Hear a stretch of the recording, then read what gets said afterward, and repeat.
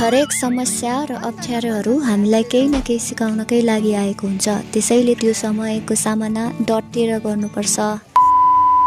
So hi guys, welcome to my mini vlog day 4। आज चाहिँ म उठ्ने बित्तिकै बारीमा गएँ अनि खन्दै थिएँ बारीलाई। काट्टो बिग्रिएर बर्बाद भयो अनि बनाएँ। फेरि खनिसकेपछि म बाहिर निस्किएँ। साथीको जुत्ता किन्नुलाई निस्किएँ।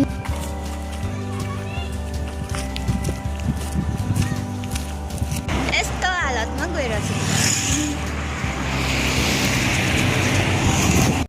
टोपीले मलाई कस्तो कस्तो लागिरहेको थियो। त्यही पनि एक फन्का सहर घुमेर आयो।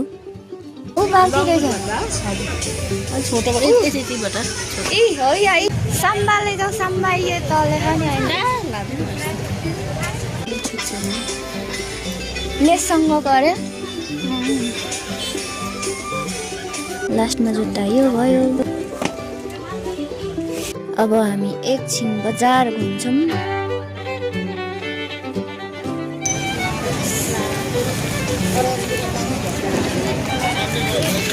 राम्रो राम्रो नि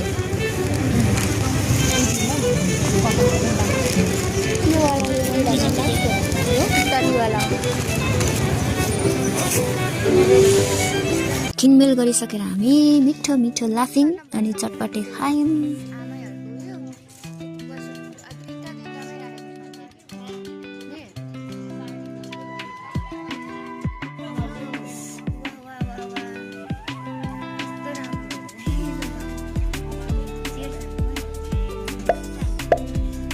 घर फर्कियौँ।